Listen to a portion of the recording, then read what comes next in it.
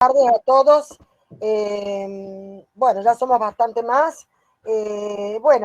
La tarde de hoy vamos a dividir esta parte teórica en dos partes.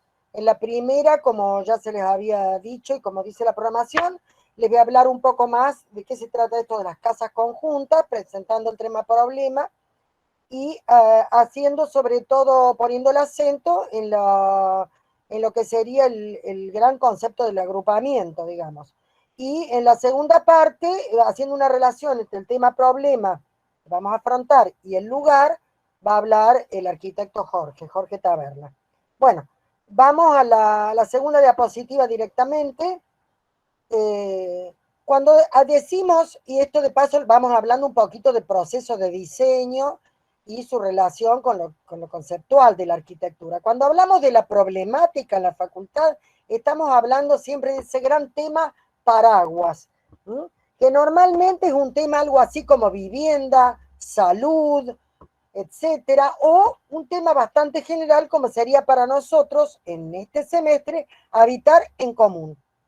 Habitar en común significa no habitar solo o no habitar aisladamente, habitar con otros. ¿Seguimos? Vamos con otra. Bueno, el otro día les planteaba que esto de habitar en común ya existió en la antigüedad, quizás inclusive en el hombre primitivo, donde más de una familia habitaban juntos, digamos, habitaban varias familias conformando los famosos grupos o clanes que vivían no se supo si primero fueron las cavernas y después las tiendas o carpas, pero bueno, de lo cual el otro día les mostraba estas fotografías un poco como introduciendo, ¿no? Fundamentalmente porque poder sobrevivir, sobre todo poder recabar el alimento, significaba conformar grupos bastante grandes que tenían que salir y a veces ausentarse uno o varios días para poder conseguir el alimento y poder, y luego venir a refugiarse, porque la casa siempre era un refugio, venía a refugiarse los clanes o grupos, y mientras tanto ir llevando, digamos, la familia, ir creando los primeros utensilios y demás, ¿no? Y sobreviviendo, le llamaríamos hoy, ¿no? Seguimos un poco más, vamos a la otra. Y dijimos que el agruparse para vivir, ya en momentos apenas posteriores, fue digamos, una modalidad no solo de aquellas tribus, grupos o clanes que eran más nómades, es decir, que vivían más en movimiento, en una forma sedentaria, porque a veces tenían que andar muchos kilómetros justamente para conseguir con qué subsistir. Y también lo era, digamos, era un modo de vivir de las que se llamaban las comunidades trogloditas, es decir, las que habitaban en cuevas. Acá estamos viendo dos conjuntos de casas, unas en tiendas y otras en cuevas. En tiendas las casas nómades y en cuevas las comunidades trogloditas. Seguimos un poco más. Bueno, y en la facultad le llamamos tema problema, o sea, aquel tema que vamos a problematizar. La palabra problema no tiene acá una connotación negativa, sino que es positiva. Es algo que nos invita a tener que reinventarnos y reinventar o recrear para poder dar una solución, dar una respuesta. En este caso, al habitar en común. Y esto, el tema nuestro, entonces sería el de las casas agrupadas. Para las 4 cátedras de arquitectura 2. Seguimos. Seguimos. Bien. Vamos a hacer un pequeño y rápido recorrido histórico. Les decía habitar en cuevas. Por ejemplo, estamos viendo acá en estas paredes rocosas de la China, donde han habitado muchas comunidades también en cuevas, o en estas otras que han sido realmente excavadas en el suelo, en zonas tremendamente desérticas por el hombre. Entonces, estas también son como casas que se están resguardando, digamos, de una naturaleza agreste, como puede ser el excesivo sol y la falta casi completa de vegetación, que lleva a que el hombre busque, digamos, situaciones mucho más sombrías y más resguardadas, digamos. Seguimos un poco más. Vamos adelante. o estas otras que siempre son casas trogloditas, pero que han llegado y llegan hasta nuestros días. Es el caso de estas viviendas en Túnez, que como vemos son espontáneas y no están hechas por arquitectos, sin embargo están hechas por ese arquitecto anónimo, que es el hombre en general, que digamos va salvando umbrales para poder llevar adelante su subsistencia. En este caso se agrupan las familias y conforman estas pequeñas placitas de ingreso en esta especie de hondonadas, de grandes hoyos en el terreno que pueden ser naturales o creados. ¿Seguimos? O lo mismo en estas otras que están en España, donde también culturas del Asia invadieron en un determinado periodo y trajeron también un poco este modo de vivir, aunque ya los españoles, digamos, como muchos otros europeos, sobre todo en el área del Mediterráneo, habían adquirido este modo de vivir. Muchas de estas casas trogloditas luego fueron, posteriormente, cuando se crearon los poblados y las ciudades, fueron convertidos en lugares para los animales, e inclusive actualmente, si bien hay familias que todavía viven así, actualmente algunas hasta se han convertido en lugares para el turismo, ¿no? Algo así como bungalows, como hoteles, etcétera, etcétera. Seguimos. Estamos presentando distintos casos en España, en Las Palmas, en Mallorca, en Valencia.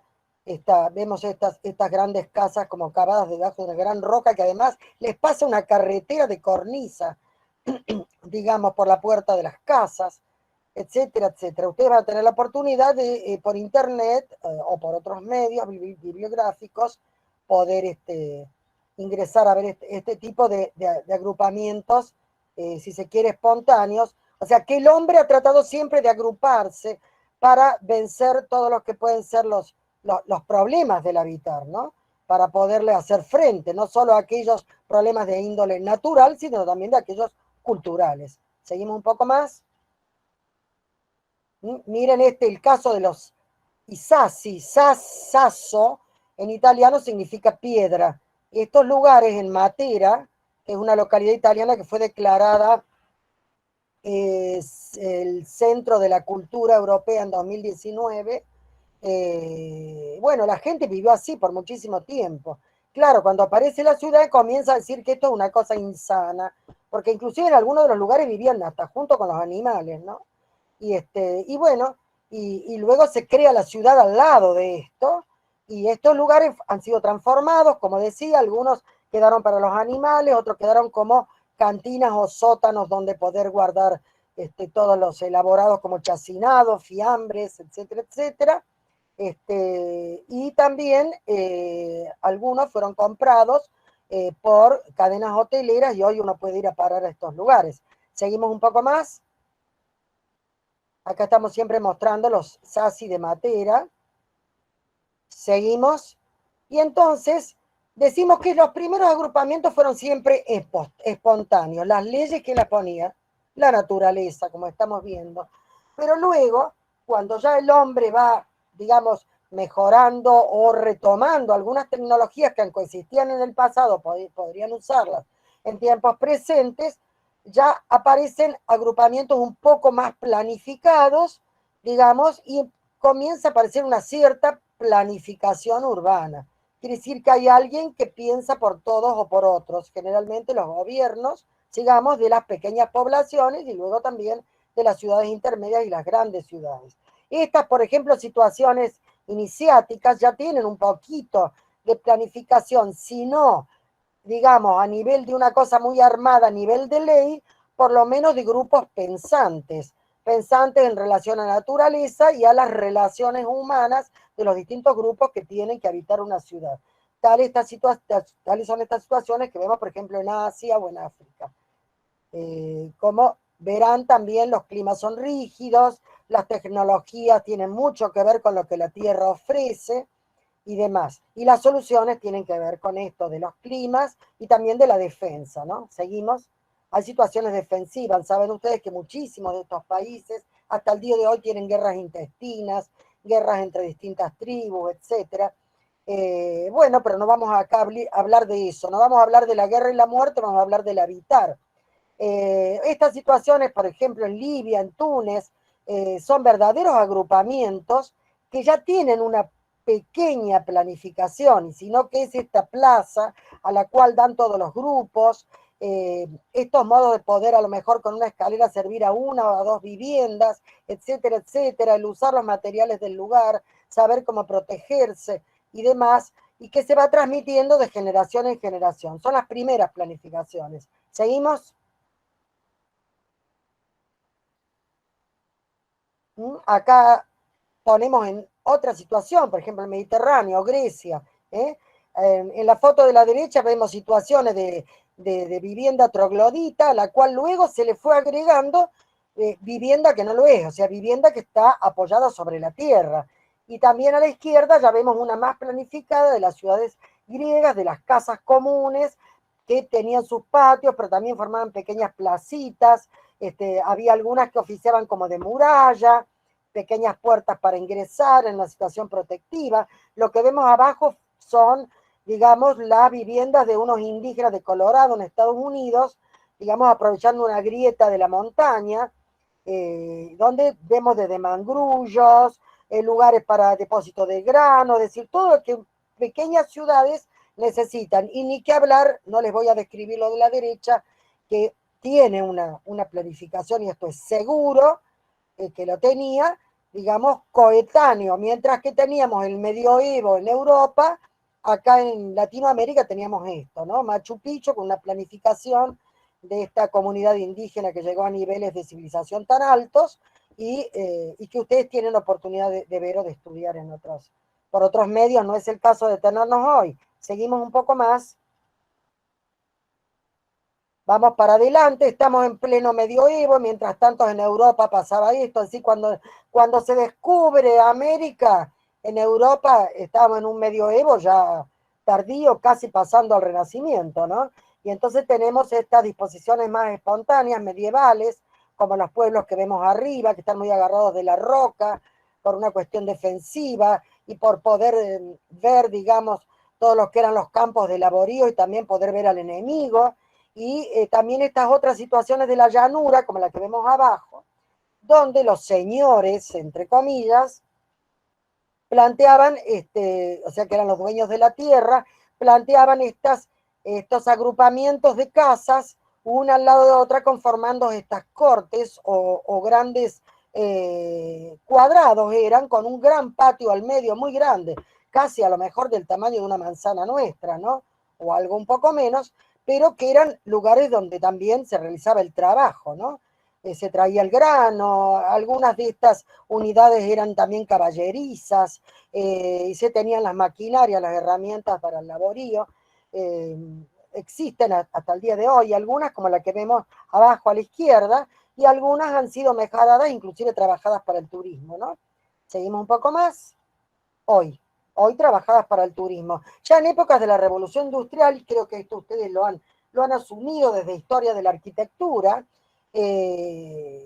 comienza esta grandísima emigración de las personas del campo a la ciudad en busca de trabajo por la creación de las fábricas, ¿no? Y claro, la ciudad no tenía con cómo alojarlos. Y entonces, como vemos en la foto de la izquierda arriba, vemos este hacinamiento de personas que creaban una pequeña chocita, una casita muy, muy espontánea, un ranchito, diríamos nosotros, creando pequeños lugares y medianeras que alrededor de las fábricas o de las grandes catedrales, que les permitían hacer esto con la ropa colgada allí, viviendo todos amontonados, hasta que algunas empresas crearon casas para sus obreros a finales del siglo XIX, también principios del XX, aun cuando las ciudades estaban tremendamente contaminadas, como demuestran estas fotos, y en algunos otros casos, algunas especies de ciudades satélites, ciudades jardines, retiradas un poquito más de la ciudad industrial propiamente dicha, como la que vemos abajo a la izquierda, con esta sucesión de casas todas iguales para sus obreros. Estos eran los primeros planes ya, digamos, dirigidos o gestionados por otros. ¿Seguimos? En nuestro país, concretamente, hemos tenido una gran inmigración a finales del 1800 e inicios del 1900, y entonces, ¿qué pasaba? Se formaron desde agrupamientos bastante espontáneos, como los que ustedes conocen en La Boca, digamos, con todas estas casitas en madera y chapa, que frecuentemente han sido víctimas de sucesivos incendios y demás, hoy armadas un poco así para el turismo, pero donde todavía viven un poco mal algunas personas, y hay planes y proyectos universitarios para mejorar estas situaciones, o el caso de casas que se crearon y que fueron objetos de ocupación, como la que vemos en la fotografía a la izquierda, o también abajo, a la derecha, las famosas casas que los constructores italianos crearon de mayor o menor categoría, con sus patios internos, que rememoraban a las viviendas pompeyanas, y que se las hemos mostrado también en el primer semestre, con sus galerías de columnas de guisa y demás, y la sucesión de habitaciones bastante ambiguas y bastante flexibles en cuanto a su destinación funcional. Seguimos un poco más, que es algo que espero no olviden, porque lo vamos a retomar en otro momento. Nos estamos ahora centrando en Córdoba, donde también a finales del 1800, pero sobre todo a principios del 1900, aparecen los primeros barrios obreros. Uno de ellos en el Paseo de las Artes, que ustedes conocen, han quedado algunos ejemplares, que se trataba de 1 o 2 manzanas allí, y que hoy está transformado en una especie de centro cultural y también de feria artística. Y otro es que se encuentra cerca de la terminal de ómnibus, ya entrando en barrio San Vicente, del otro lado de las vías, el famoso barrio, le llamamos barrio de Cronfus, pero tenía que ver con una empresa cercana que encarga estas viviendas. Cronfus hace este barrio para estos inmigrantes que encargan viviendas para sus obreros, pero Cronfus era un arquitecto de la Europa del Este que vino a trabajar a la provincia de Córdoba, era un empleado provincial, digamos. Pero cuando idea estas casas, justo fue un periodo que en la Argentina se estaba buscando cuál sería el lenguaje, la forma de hablar de la arquitectura, de una arquitectura que ya pudiéramos llamar argentina. Y hubo muy distintas propuestas paralelas por muy distintos arquitectos. Cronfus hizo distintas también. Un solo arquitecto podía tener tenía en esos momentos varias búsquedas diferentes. Esta fue una búsqueda donde se trató de dar a este barrio para obreros una idea de un pueblito español, digamos, ¿no? Con estas casitas un poco como neocoloniales, un poco inspiradas en algún pueblito español, las ventanas con reja, la puerta central, los techos con aguas y tejas, y las terrazas con las altaneras, las pérgolas y demás. Interesante que ustedes fueran a conocerlo, porque desgraciadamente las distintas administraciones de Córdoba no han sabido o no han podido o no han sabido cuidarlo, y es un patrimonio importante que ha sido bastante deteriorado. Muchas de estas casas se vendieron, se partieron por la mitad, se cortaron por la mitad inferior, etcétera, ¿no? Tenemos acá la planimetría, y tenemos también a la derecha las casas, cómo eran, cuánto tenían de superficie cubierta, de patio, etcétera. Como verán, no eran todas idénticas, sin embargo, tenían una misma genealogía, estaban dotadas de los mismos genes. Sin embargo, en esto vamos a hacer hincapié en el día de hoy, en el conjunto, cuando uno lo ve en la calle, todas las casas son distintas. Las hay de menor y de mayor jerarquía, de menor y de mayor cantidad de metros. Se destacan las esquinas, porque era una cosa propia de nuestra ciudad. En las esquinas, ya desde la época de la colonia, se daban los almacenes con doble puerta, uno hacia cada calle. Tenemos ejemplos en Córdoba, como el Museo Sobremonte, por ejemplo, que fue la antigua casa del Marqués de Sobremonte, y donde podemos ver lo que era considerado una esquina en nuestra latitud, en nuestro país. De manera que Corfus, a pesar de no ser él de raíz española ni local, retoma todo esto en esta propuesta. Está bueno para que ustedes puedan llegar, si lo conozcan, si van, vayan con cuidado, que no le saquen la cámara de fotos o ese tipo de cosas. Seguimos un poco más, vamos con la otra diapositiva. Este lenguaje no lo estoy promocionando para que lo retomemos hoy. Estoy hablando como los arquitectos siempre estuvieron en la búsqueda de una expresión ligada a su tiempo y ligada a una geografía, la nuestra. Nosotros, prácticamente antes de la creación de la República, no teníamos casi nada. De manera que todo lo que tenemos como arquitectura reconocible hacia el pasado depende de la inmigración que nos ha conformado, donde la española tuvo una gran preponderancia. Acá vemos prácticamente un lenguaje similar en unas casas rentables, quiere decir que eran casas para alquiler o para vender, en Buenos Aires. Los ejemplos que les muestro hoy también tienen que ver con la escala y con la situación del lugar donde vamos a tener que intervenir.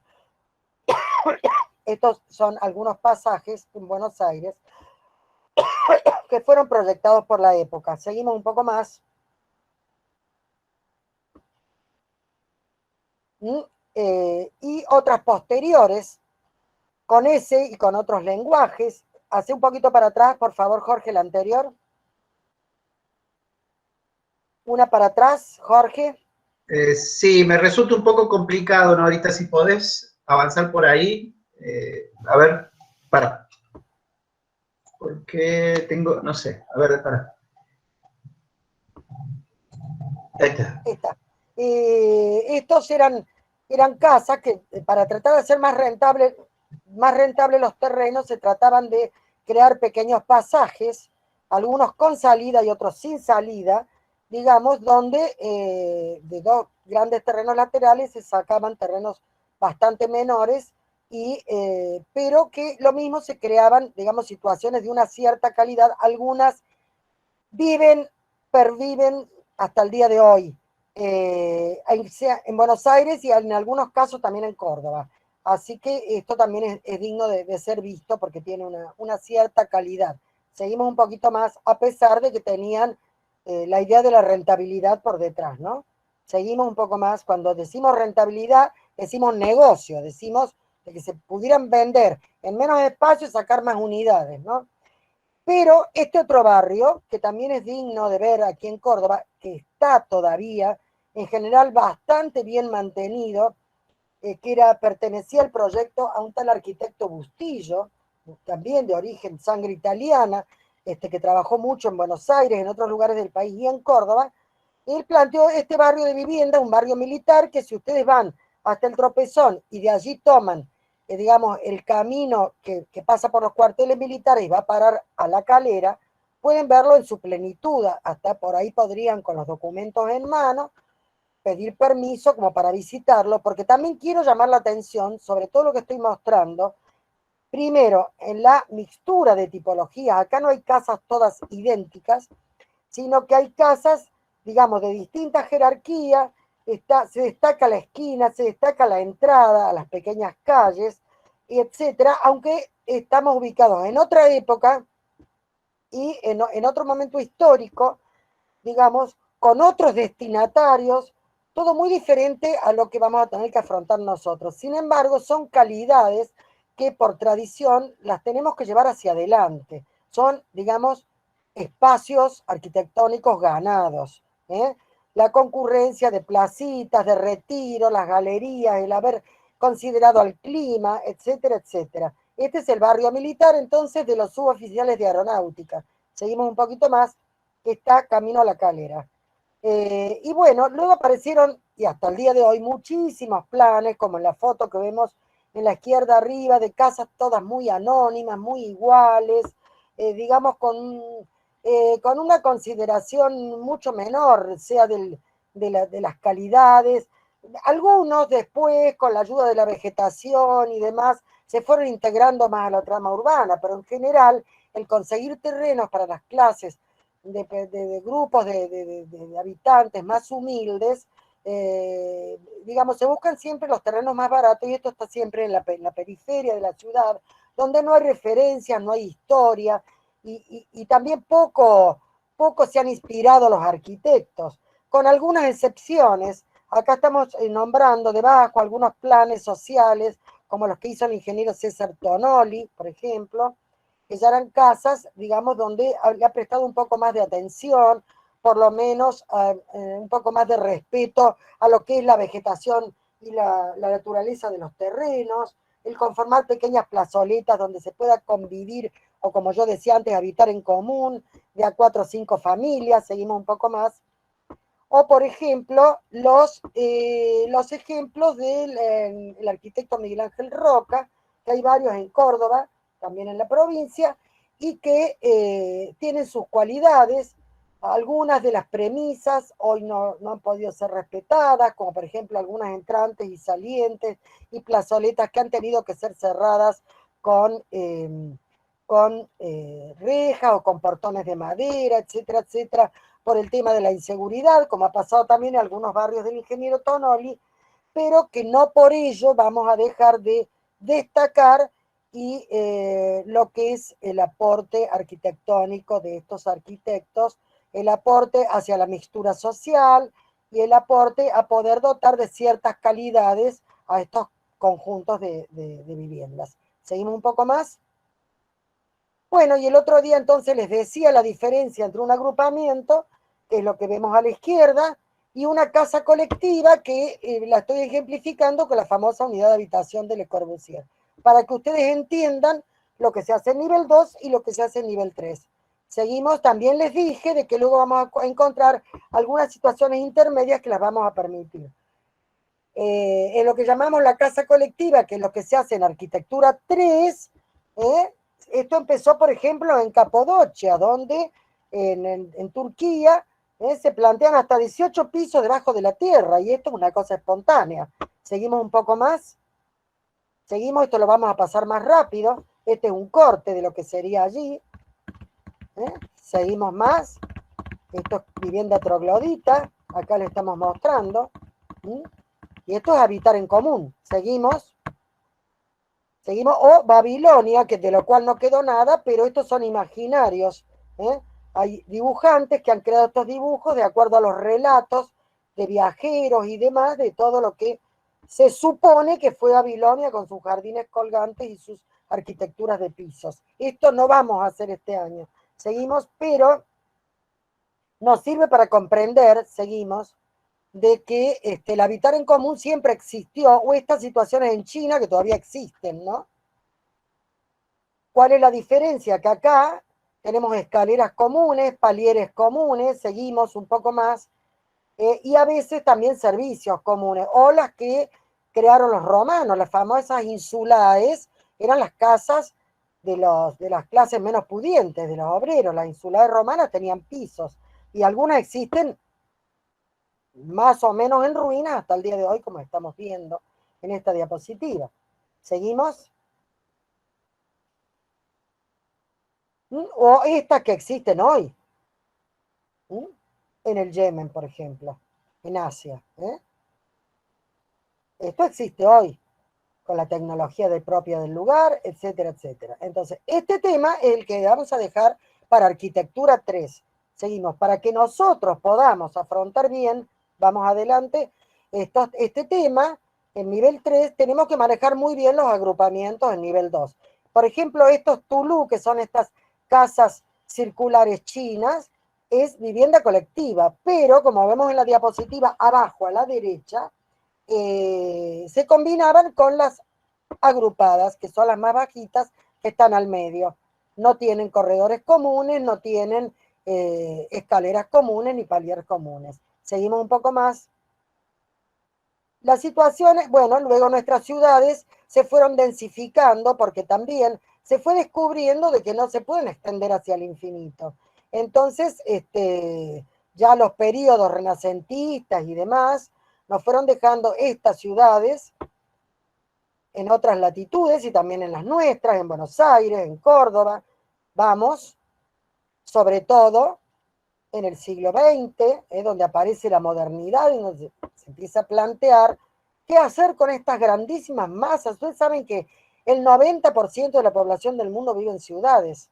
Entonces, ¿qué hacer con estas grandes masas de personas si no tratar de que vivan en común? ¿Mm?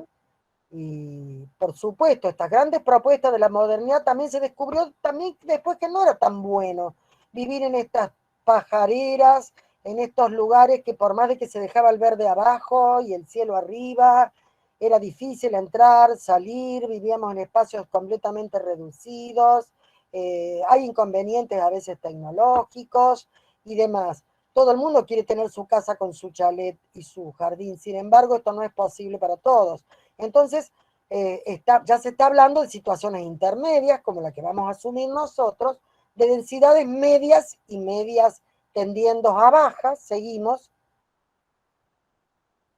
donde entonces entrarían las casas agrupadas. Para nosotros, casas conjuntos en la ciudad.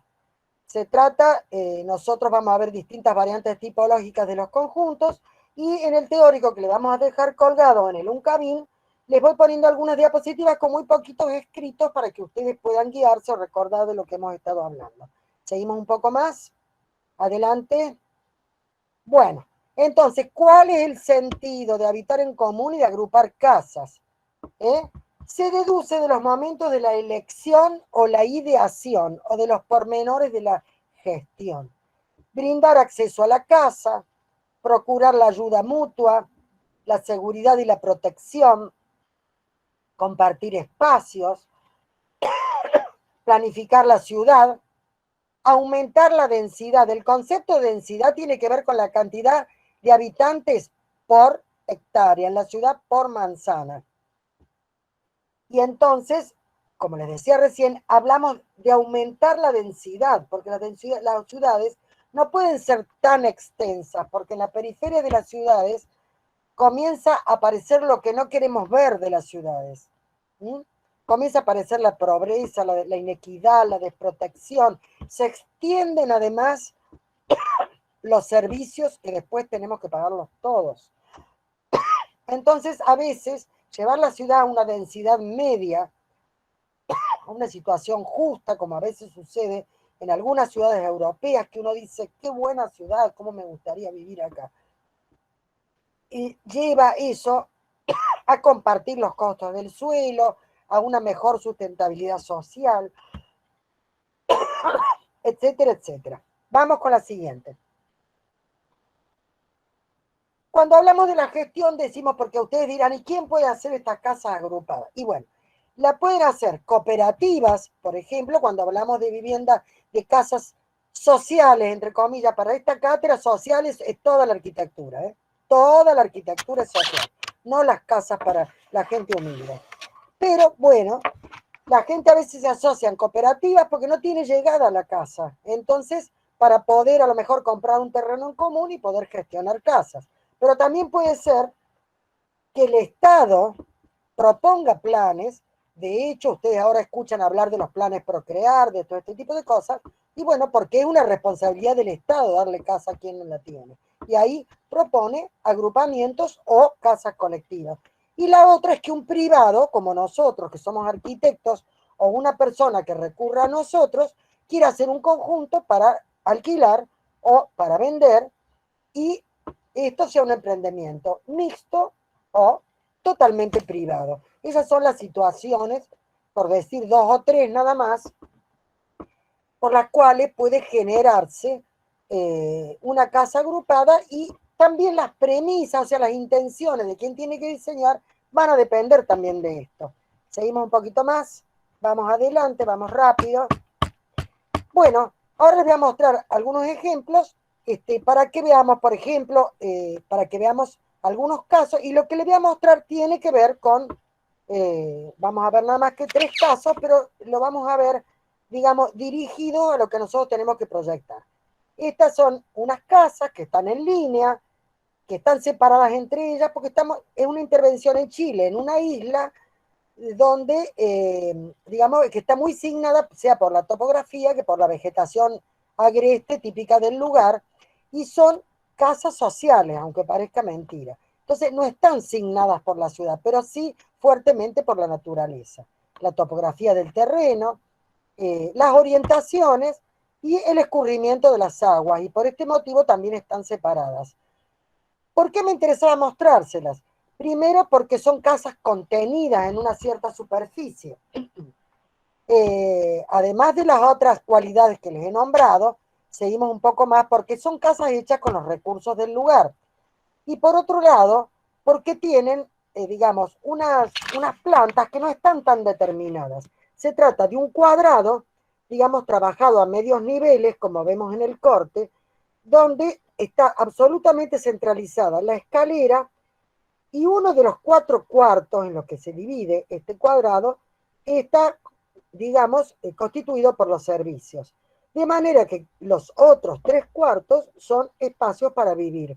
Espacios para vivir que, por las dimensiones que tienen, digamos, serían como muy ahogados, de no ser que al ser trabajados en medios niveles, se logró de que las visuales se vayan extendiendo de una a otra y se vayan interconectando ambientalmente. Algunos de los talleres estaban trabajando, digamos, el estudio de este ejemplo, que me parece interesante. Entonces, un cuadrado con 4 cuartos, la escalera al medio y los servicios en uno de esos cuartos, le deja, digamos, 3 cuartos de la planta completamente libre a la decisión de el habitante, de quién lo va a habitar. Lo vemos claramente en la axonométrica desarmada, digamos, que se encuentra en el medio. ¿Mm? Bien, después esto todo le va a quedar colgado e inclusive hasta tienen la oportunidad de buscarlo ustedes. Seguimos un poco más. La adaptación al terreno es importante y decíamos que luego hay como brazos que se agarraban del terreno, que son las pasarelas, las rampas, las escaleras y los balcones exteriores. Son como casitas concentradas y separadas, pero forman un conjunto porque tienen una geometría en el terreno, una alineación o alineación, digamos, y a la vez tienen su privacidad. Este otro conjunto, digamos, es un conjunto que, como les mostré antes, algunos más de antiguos, digamos, conforma como un pequeño pasaje, un pasaje sin salida, con un ingreso, y fíjense que las casas están orientadas todas según las orientaciones del lugar. Entonces, no se trabaja con una simetría espejada, sino que se trabaja según están indicando los factores naturales del lugar. Pero por otro lado también, en el ingreso se trabaja en un modo asimétrico y no simétrico.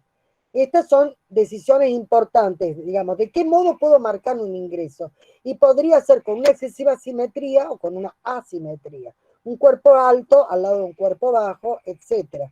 Estas ya son decisiones del lenguaje que va tomando el arquitecto y que además con la disposición de las casas le va dando o no, digamos, constituyendo un bloque más monótono o un bloque más movido, como es en este caso. Yo no estoy en este momento destacando qué es lo mejor. Estoy planteando alternativas.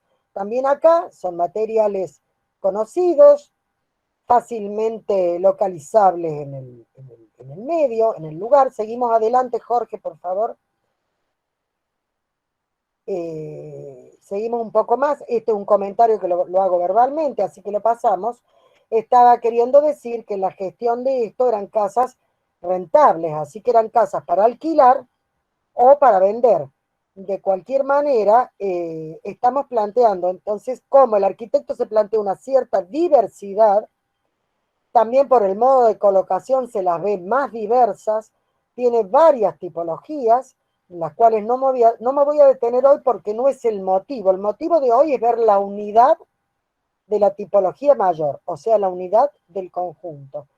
Trabaja el suelo, estamos viendo acá algunos puentecitos, pasarelas, pequeñas terrazas y escaleras que bajan a un subsuelo, pequeños jardines, y la visual entre unas casas y otras, seguimos un poco más, Estos, que son comúnmente llamados en nuestro medio PH o condominio, hay dos opciones, o son propiedad de un montón de personas, o cada persona es propiedad de una casa, pero también hay una parte que es una propiedad común, como pueden ser el pequeño pasaje, los pasajes peatonales o vehiculares que sean, a veces los depósitos y garajes, etcétera.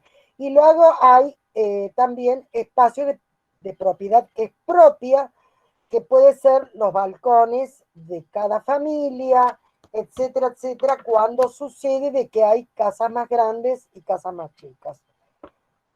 Esto también, esto que voy a mostrar ahora, también tiene que ver con lo nuestro, porque este es un conjunto de 3 casas que no están en ningún pasaje, dan hacia la calle, pero que conforman una esquina.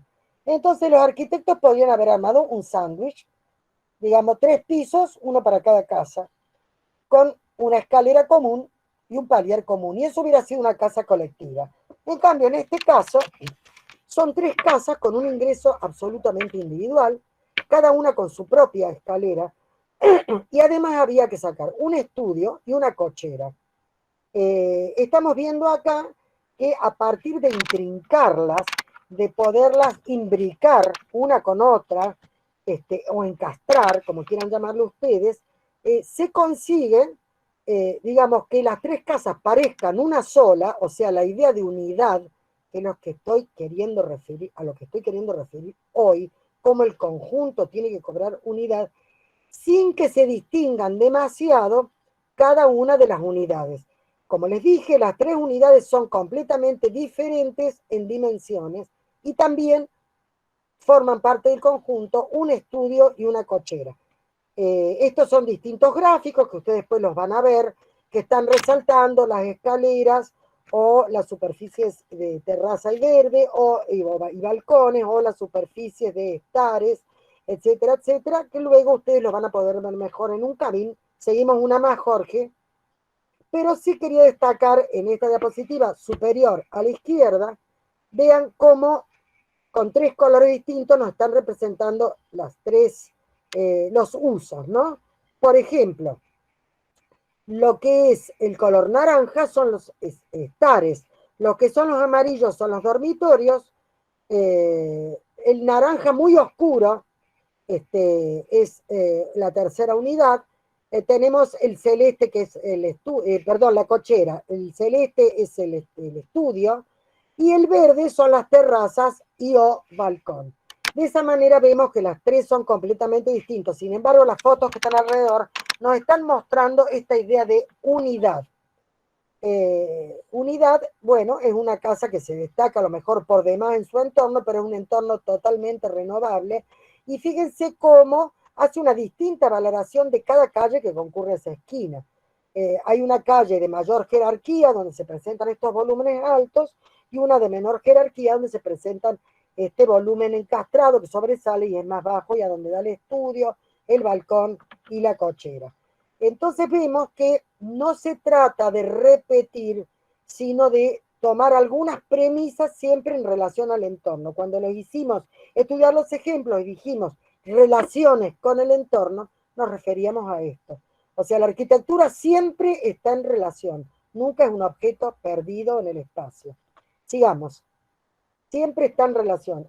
Lo primero, a su entorno. No vamos a entrar en detalle de las tipologías, pero veamos la luminosidad, las ventanas corridas, las terrazas con las plantas y la respuesta a la calle. Acá vemos una foto nocturna, digamos, con esta especie de diamante que aparece hacia la calle y el gran árbol que la corona, ¿no? Sigamos un poquito más. Bueno, les dimos también a estudiar algunos conceptos y a discutir en taller. Entonces yo los voy a retomar acá. Ideología, ¿qué es? Son las ideas, las intenciones. No vamos a proyectar nada acá de ningún alumno que no tenga ideas. O sea, la idea es lo que pensamos. ¿Qué pensamos de un agrupamiento? Ideología de la arquitectura es eso. ¿Qué pensamos? ¿Eh? ¿Cuál es el sentido que nosotros le vamos a dar? ¿Hemos discutido, lo hemos pensado, hemos leído? ¿Cómo hemos visto los ejemplos? ¿Qué nos llevamos de eso? ¿Cuáles van a ser nuestras intenciones o premisas? ¿Eh? Bueno, la gestión, es decir, ¿para qué lo vamos a hacer? Es para, digamos, para gente que no puede acceder a la casa. ¿La hacemos para rentar? ¿La hacemos para nosotros mismos? ¿Lo podemos considerar que esto lo está haciendo el Estado? Bueno, lo vamos a discutir con los profes, esto, ¿no? La idea de unidad en lo que más estoy queriendo pararme hoy. ¿Sí? La unidad es que todo el conjunto es un ser completo, no fragmentado y que es indivisible. ¿Eh? Esto no quiere decir que las casas estén pegadas, sino que quiere decir que al verlo, al percibirlo y al vivirlo, lo vivo como una unidad. La unicidad tiene que ser único, como toda arquitectura. Ninguna arquitectura puede copiarse ni reproducirse en ningún lugar del mundo. Yo puedo copiar una cosa, pero basta que como el lugar es otro, nunca va a funcionar igual. ¿Estamos? Entonces la arquitectura es siempre un modelo, es siempre única, es irrepetible.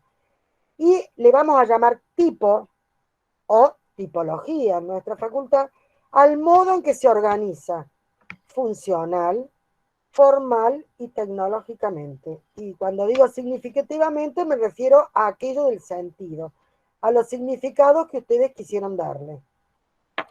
La identidad va a ser a la unidad también, ¿no? La identidad va a ser que la casa de fulanito, menganito, cuando la veamos, no la olvidemos más. Tiene que tener pregnancia, tiene que ser fuerte, en los rasgos y las características que lo hagan identificable. Y luego, la materialización tiene que ver con la forma. ¿Qué forma voy a realizar y cómo lo concreto físicamente y perceptualmente? O sea, la forma no la puedo de ningún modo separar de la tecnología. Esto quiero que les quede hoy. Así que después vuelven al teórico, lo repasan y que se les grabe. Vamos para adelante. Vamos para adelante. Entonces estamos hablando de la tipología mayor de la unidad del conjunto. Para que esto se lo reconozca y hacia esta unidad, está la idea de la cohesión y de la inmediación. Tienen que ser cercanas las casas, no necesariamente tienen que estar pegadas. ¿Eh? Pero la cohesión significa que todas trabajan por una unidad, que todas están definidas tratando de aportar algo a la unidad y tienen que estar relativamente cercanas. Si en un terreno tan grande como el primer ejemplo que veíamos, tenemos una casa por una punta y otra por otra, están distanciadas 50 metros, no conforman una unidad. ¿Eh? Entonces tienen que estar bastante cohesionadas. ¿Seguimos? Vamos para adelante. Este ejemplo que les muestro también tiene que ver con lo que tenemos que hacer. Como verán, es un pequeño pasaje también, ¿no? Y estaba armado en lugar de unos galpones y caballerizas que existían, de los cuales una parte quedó firme al principio de la manzana, que es este galpón grande que vemos, y la parte de las caballerizas estaba un poco en ruinas, derruida, y bueno, se decidió transformar en viviendas. No porque estén allí, las viviendas son todas iguales, estamos viendo, y hay una cierta calidad de vida, y hay una definición clara tecnológica que tiene que ver con lo que existía alrededor, por ejemplo, el taller y las caballerizas que eran de ladrillo, y hay una impronta actual, totalmente actual, contemporánea, como estas ventanas que sobresalen para poner las plantas con estos vidrios, por ejemplo, los vidrios translúcidos que impiden que yo me meta mi visual en el patio del vecino, porque ahí había una normativa clara que lo impedía, pero los vidrios transparentes que sí dan hacia los costados para poder ver quién entra y sale del conjunto y también poder vivir esta pequeña callecita como un hecho de mayor profundidad. Seguimos un poco más, vamos para adelante, y vemos una cosa que vamos a trabajar mucho este año, y ya lo hemos venido trabajando, que es la idea de flexibilidad, de adaptabilidad y por ello también de ambigüedad, de polifuncionalidad. ¿Qué quiere decir? Que los espacios están definidos y no tanto. Salvo el núcleo de servicios, están definidos y no tanto. ¿Por qué? Porque hoy las familias no somos siempre iguales, somos además muy cambiantes, no existe un tipo de familia ideal o perfecta, y entonces ya ven que los arquitectos se lo están proponiendo las mismas plantas. Miren estas plantas de techo, y ahora lo vamos a ver en las verdaderas plantas, y lo vemos en la misma foto, ¿no? Ahí se ve, está viendo un núcleo cocina, pero se ven grandes espacios del aire, como digo yo, ¿no? Grandes espacios que nadie nos está diciendo si, cómo va a ser ese estar, dónde pongo el comedor o el estar, lo decide cada uno. Aquí las cualidades son la posibilidad de poder salir como a una especie de patiecito lateral que oficia de ingreso. Y cuando voy arriba, también estas pastillas de servicio vuelven a aparecer, si no exactamente en la misma pisada, por lo menos conectada, por lo menos está al lado, por lo menos puedo bajar estos caños sanitarios, cloacales, etcétera, aprovecharlo, digamos, y entonces hay una racionalidad del conjunto. Fíjense que no son todas las casas iguales, son iguales las primeras 2 o 3 y las otras van empezando a variar, y cuando el conjunto tiene que dar un remate al fondo, en este caso provocar un cierre, porque el pequeño pasaje no tiene salida, las casas tienen una variación, pero esa variación no las hace completamente distintas. Hay genes de las otras casas, están nacidas todas de los mismos genes, y eso hace a la unidad. Vamos para adelante, por favor, Jorge. Vamos. Y acá se los agrandé para que realmente lo vean. Después ustedes vuelven y lo analizan mejor. Seguimos un poquito más. Vamos. Miren las calidades en una cosa simple y económica. Vamos nomás, vamos nomás. Bueno, esto es lo que ya les venía diciendo. Seguimos. Otra. Este otro conjunto es un conjunto mucho más grande, 5 veces el otro. Pero la característica, esto está en Suecia, las terrazas Fitzia. Pero la idea de unidad no implica, vuelvo a repetir, serialidad. No implica un modelo de casa que lo repetimos al infinito. Quizás lo podamos repetir y también tenemos que saber por qué. Y también tendríamos que saber por qué hacemos a veces una variación. Puede ser porque algunas están dedicadas a otro tipo de familia. Puede ser porque alguna tiene cochera y otra no, como estamos viendo en la foto. Puede ser porque alguna se ingresa directamente desde la calle y en otras hay que cambiar de nivel, crear como tierras, terrenos artificiales para poder ingresar.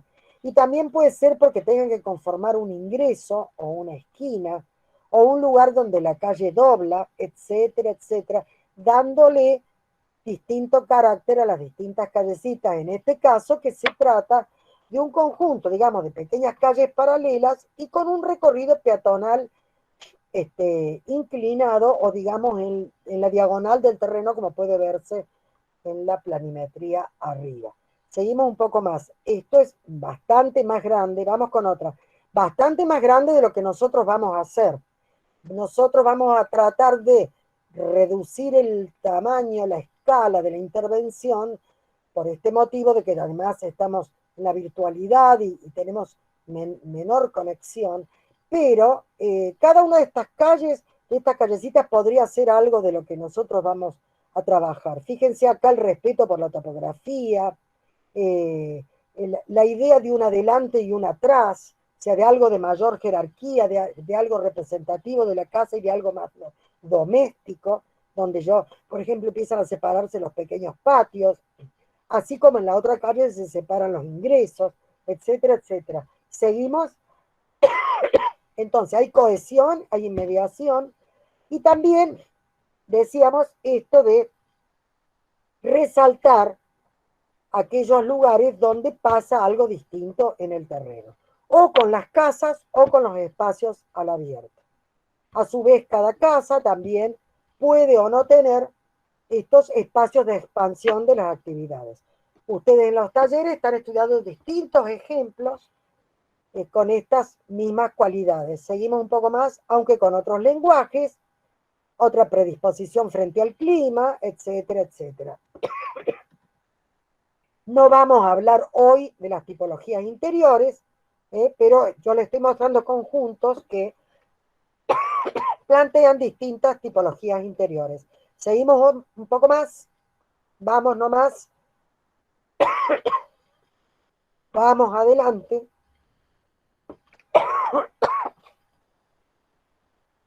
Entonces, en la clase de hoy, a través de las ideas de unidad, cohesión e inmediación, hemos comprendido que además de las tipologías de las casas internas, aquello que llamamos el agrupamiento o el conjunto conforma en sí mismo una tipología mayor o tipología compleja. Es lo que nosotros, lo que vamos a llamar realmente conjunto o agrupamiento. Su determinación, su organización, va a seguir siendo objeto en las próximas clases. Por ahora vamos a observar lo siguiente, que la cohesión y la inmediación, lo mismo puede darse con casas separadas que estén inmediatas, casas adyacentes o adosadas, casas apiladas o casas encastradas. Podrán usarse cualquiera de estos casos, pero no vamos a descuidar esta idea de la unidad. Bien, una más creo que queda para cerrar o algo así. Bueno, ustedes saben que volviendo a la primera clase del año, que debe estar colgada en un cabin, van a poder ver la llegada de nuestros trabajos, ¿no? Y van a poder ver distintos ejemplos, paneles, y ya se los pasé a principio de año. Por otro lado, los profes siempre tienen, por supuesto, la libertad de hacerlas ver en los talleres y demás, trabajos realizados por compañeros de años anteriores. Quiero repasar acá el próximo cronograma. He visto que había una cierta falta de alumnos. Les aconsejamos, porque, digamos, nos vamos a fijar mucho en la asistencia, saben que para promocionar la materia necesitamos el 100% de los trabajos realizados y el 80% de la asistencia como mínimo. En la próxima clase teórica vamos a hablar del tema y el lugar de intervención. Y vamos a lanzar el programa arquitectónico, el arquitecto taberna, de manera que les rogamos que estén todos presentes, porque también vamos a conceptualizar un poco qué es esto del programa, ¿no? Y a la vez el miércoles y el jueves de la semana que viene vamos a traer un poco el estudio del sitio y del entorno inmediato, que ya habíamos entrado en lo que es Barrio Güemes y demás, y el sector, y entonces vamos a trabajar en taller sobre la pisada, por lo menos primeras manchas, primeras localizaciones de las posibles viviendas, y vamos a iniciar entonces en casa, a partir de lo que hoy el arquitecto Taberna les va a dar, vamos a iniciar la preparación de la maqueta de inserción urbana. Para aquellos que la hacen analógica, en escala 1 en 200, no sé cómo es en el tema digital, pero bueno, sus profes ya les van a dar las indicaciones, y ahora los voy a dejar con Jorge. Espero que hayan tomado nota. Lo que más nos interesa en este momento es el tema del agrupamiento y la unidad del agrupamiento. Entender qué significa un conjunto de casas individuales agrupadas, casas conjuntas en la ciudad, ¿eh? Relaciones con el entorno. Bueno, los dejo con Jorge, que nos va a hablar de esto, la relación del tema y el lugar, y nos va a describir para que nos volvamos a ubicar todos en Córdoba ciudad y en nuestro barrio, ¿no? Bueno, hola chicos, ¿cómo les va? Buenas noches. No sé si se ve la presentación o se ve el... Se ven las diapositivas del costado y como si fuera un PowerPoint, tenés que Sí, sacarlo del costado. sí, lo Y si queréis, único, podés. Si no queréis, sé si podés. voy a poder... Tenés que sacar lo mío primero, cortar lo sí, mío. sí, espera un minuto. Vamos a hacer lo siguiente. Voy a parar de grabar un minuto. ¿Ok? Vamos a detener la grabación. Así podemos acomodar bien esta historia. Acá estoy. Tengo que ver.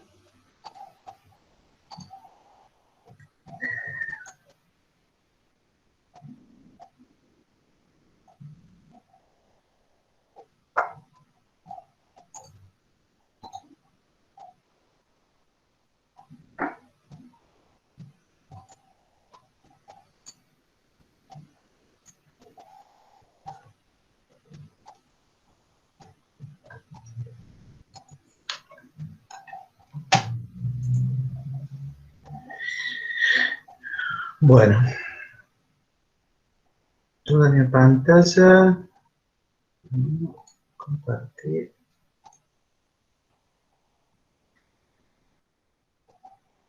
Bueno, ¿ahí se ve? Sí, profe. Sí, Jorge. Bueno, perfecto. Bueno, chicos, vamos a hacerlo corto porque ya es tarde, pero es un dato muy importante, no es nada nuevo lo que les voy a mostrar, es lo que venimos trabajando. Vamos a repasar cuál es nuestro sitio de intervención. Nosotros estamos en el pasaje Scuti, ¿no es cierto?, en Barrio Güemes. Todo el que esté en Córdoba tenga la posibilidad de ir a visitarlo, les recomendamos que vayan y hagan un paseo, un fin de semana. Barrio Güemes está ahora activo, ya no es lo que pasaba al principio, que no se podía ir, hay mucho movimiento en la zona. Entonces, bueno, recordemos la Cañada, acá está el Paseo de las Artes. ¿Ven el cursor que estoy mostrando? ¿Una flechita? Sí, Sí, sí sí, se ve. se ve. Bueno, perfecto. Entonces aquí está el Paseo de las Artes, cruzamos, pasaje Scuti, esta franja, digamos, construida, y por acá estamos nosotros. Este es el sitio donde estuvimos trabajando en la primera etapa, y este otro sitio es donde vamos a continuar trabajando ahora. Entonces lo que es interesante es observar, bueno, que las lógicas, digamos, que venimos haciendo en relación a la calle, por lo menos el pasaje Scuti, siguen existiendo. O sea, va a haber un frente casi equivalente, inclusive más angosto, el que va a tener nuevo lote de viviendas en relación a lo que hemos charlado en la primera etapa. Esto se va a conectar con la calle posterior, donde ustedes haciendo algún análisis, si lo vemos, este es el terreno, este es el lote nuestro que ocupa de punta a punta, que también al lado hay otro galpón muy largo, pero el nuestro es este, el que está totalmente pegado a el lote anterior. Entonces, acá está el pasaje Scuti, vean el tejido, acá hay otro pasaje que remata casi frontal a el lote nuestro.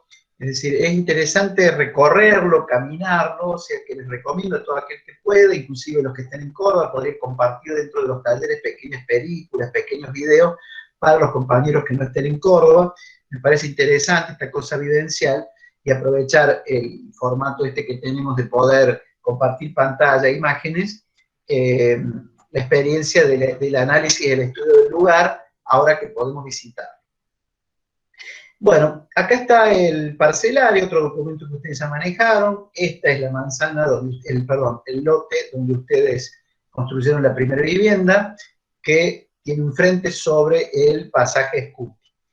Aquí, fíjense, estos 4 pequeños lotes, y ahora empezamos a entender otras lógicas también. Es un pequeño conjunto de 5 viviendas que dan a un pequeño pasaje lateral, es un lote, fíjense, el 46, que es una servidumbre de paso. Y se los digo porque todos estos datos pueden servir como disparadores para ideas y para la implantación en el sitio. Fíjense que acá hay como un pasaje, tenemos el norte, siempre el norte está hacia arriba, ¿no es cierto? Casi está orientado, tiene un frente medianero orientado al norte, quizás eso les diga algo de dónde ubicar patios y demás para lograr las mejores situaciones de asoleamiento. Vamos a considerar un lote que mide 10 metros 40 por 63,30 de largo. O sea, lo vamos a considerar como si fuera un rectángulo. Si bien el lote tiene una pequeña particularidad, acá adelante es muy curioso. Güemes, el fraccionamiento del suelo de Barrio Güemes siempre ha sido una particularidad y un problema inclusive para la renovación, porque hay muchos lotes, los llamados lotes imposibles, pequeños lotes. Hay uno de acá que no se los voy a confesar nunca, donde está la primera obra de vivienda colectiva que hicimos con un amigo, pero nunca lo sabrán, cuál es. Pero es interesante observar que mide 10,40 por 63,30, entonces un lote pasante que conecta la calle Rafael Scuti con la calle Simón Bolívar, y nosotros dentro de ese universo continente de 2 largas medianeras vamos a tener que colocar las viviendas, que ya vamos a ver ahora cómo sería la lógica de densificación, viéndolo desde el lado de la normativa. Ahí, Jorge, Sí, ahí hay alguien que levantó la mano, no sé quién Pregunta, ¿no? Yo lo que pasa es que no los veo porque estoy viendo la presentación. Díganme, pregúntenme, chicos, por favor. Me parece que la escondió ahora. Gisela era algo así. No sé. No, disculpe, apreté sin querer, perdón, no quería interrumpirlo. No hay problema. Bueno, fíjense, nuevamente aquí tenemos el lote, la manzana. Acá, borramos el galpón para que se viera mejor. Este es el lote nuestro. Acá es donde ustedes hicieron su pequeña vivienda, su vivienda. Fíjense, acá están las 5 viviendas y el pequeño pasaje que conecta e hila a estas viviendas. Algo dice eso, porque si yo, depende cómo trabaje esta medianera, voy a ser generoso o no con estos vecinos que intentan recuperar luz del norte también desde este punto. Entonces, bueno, puede ser un lindo dato para trabajar, porque la ciudad es el continuo de esto, más esto, más esto. O sea, en realidad uno entiende el bloque urbano, la manzana, como el diálogo entre todas las partes, ¿no? Si bien se construye lote a lote, en definitiva, la materialización total es lo que sucede en el conjunto, ¿no? En la unidad de los lotes y su ocupación. Entonces, para eso sirven los estudios urbanos y ver de qué manera uno empieza a entrar en diálogo, en un diálogo generoso con respecto a los vecinos. Vamos a ver de nuevo la normativa. Ahora tiene, vamos a ver si nos acordamos. El lote tiene 658 metros cuadrados. A ver, ¿alguien puede arriesgar cuánto es la superficie edificable? ¿Cuántos metros cuadrados máximos puedo edificar en este lote? A ver. Tiene la misma normativa que el lote anterior. A ver, ¿alguien se acuerda cómo era la normativa del lote anterior? 70%. 400. Paren un poco. ¿De qué estamos hablando? Yo les digo la superficie. 460. ¿Eso qué es? ¿Eso qué es? La superficie a construir. No, error. La huella. O sea, que yo puedo densificar. ¿Cuánto puedo ocupar del lote en planta baja? Decilo. 70%. 70. Exactamente. El FOS es del 70%, factor de ocupación del suelo. O sea que yo puedo ocupar el 70% de la superficie del lote. Pero, ¿cuánto puedo construir máximo? A ver. El doble del lote. Muy bien, ahí está. Este muchacho va a hacer dinero en el futuro. Perfecto. Ese es lo primero que vos tenés que saber cuando compras un lote. ¿Cuánto puedo construir? Entonces, ¿cuántos metros cuadrados puedo construir?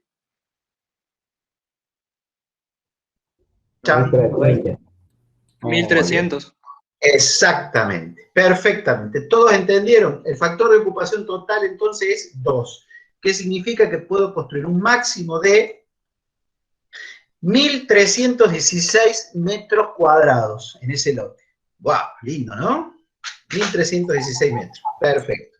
Entonces, si el factor de ocupación del suelo es el 70%, quiere decir que tengo que dejar el 30% libre. Es decir, que en planta baja voy a poder construir 460,60 metros cuadrados.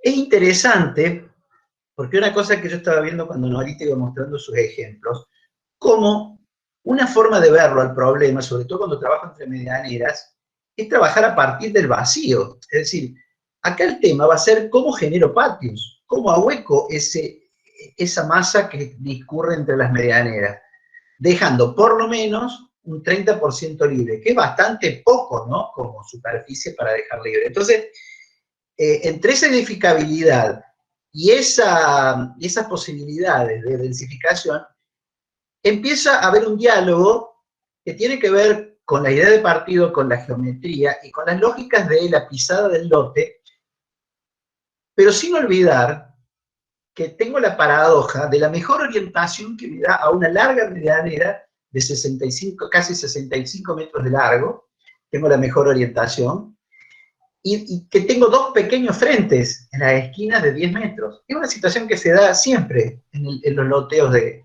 la ciudad de Córdoba, ¿no? Que tenés, fíjense que es como un absurdo, ¿no? Casi como una paradoja, donde yo tengo que meter vivienda y los lugares para ventilar, por lo general, las mayores superficies disponibles para yo poder abrir están ocupadas por medianeras, ¿no? Los lotes tienen la fachada, eso sucede en todo el mundo.